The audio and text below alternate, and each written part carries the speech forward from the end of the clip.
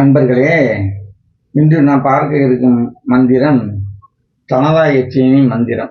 இந்த மந்திரத்தை சொன்னால் செல்வம், செல்வாக்கு, பணம், தொழில் விருத்தி அனைத்தையும் எளிதில் அடையலாம்.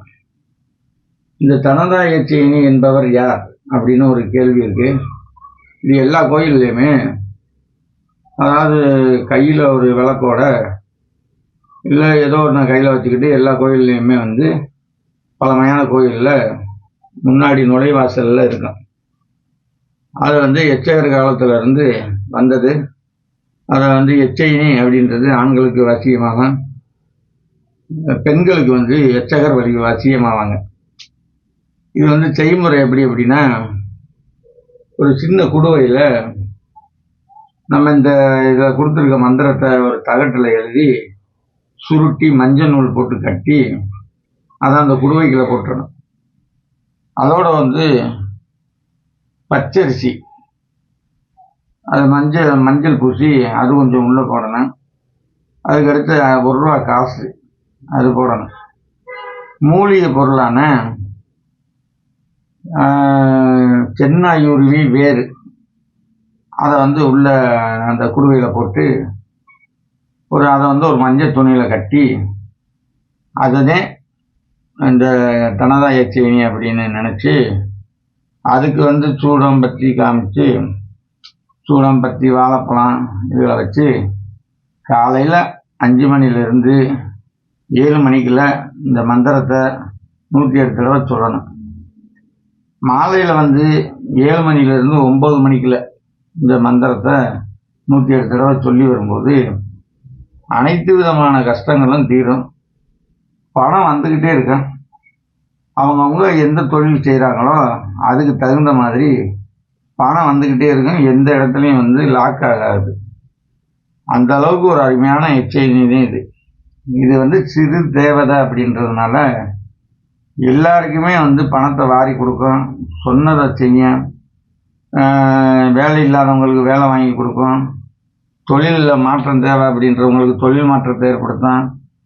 அதே மாதிரி ரொம்ப பேர் ரொம்ப கஷ்டத்தில் இருப்பாங்க. அந்த கஷ்ட நிலைகளெல்லாம் மாற்றி கொடுக்கும். பலவிதமான கடன் தொழிலில் இருக்கிறவங்களுக்கு அந்த கடனை மாற்றி கொடுக்கும்.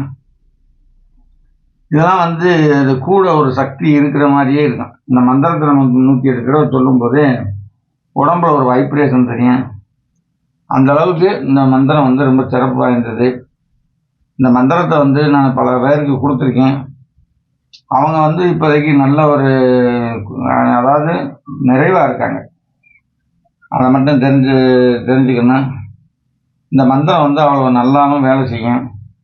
இந்த மந்திரத்தினால சாதிக்க முடியாது அப்படின்னு எதுவும் இருக்காது. இதில் இன்னொன்று சொல்ல மறந்துட்டேன்.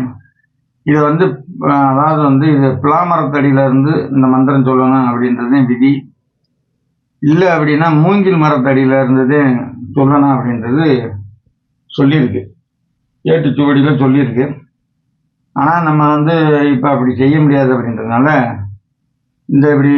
அதாவது இந்த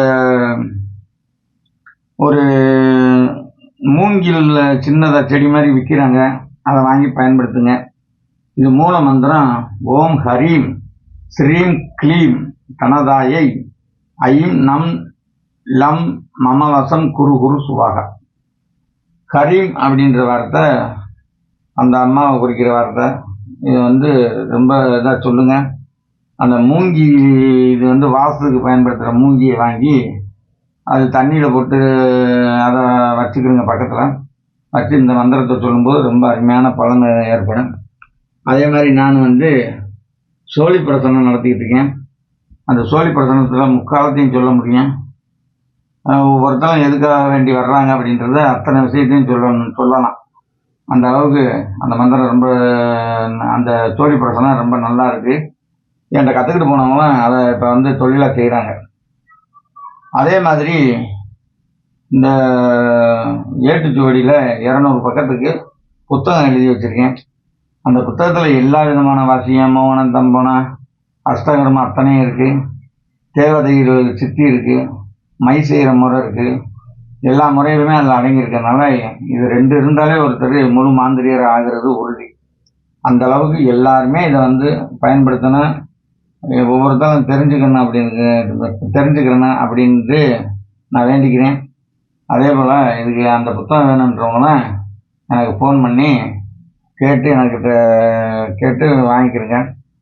இந்த தனதாயக்கினி மந்திரத்தை ஒவ்வொருத்தரும் சொல்லி எல்லோரும் பணத்தோடும் புகழோடும் வாழணும் அப்படின்னு நினச்சி வேண்டிக்கிறேன். மிகவும் நன்றி.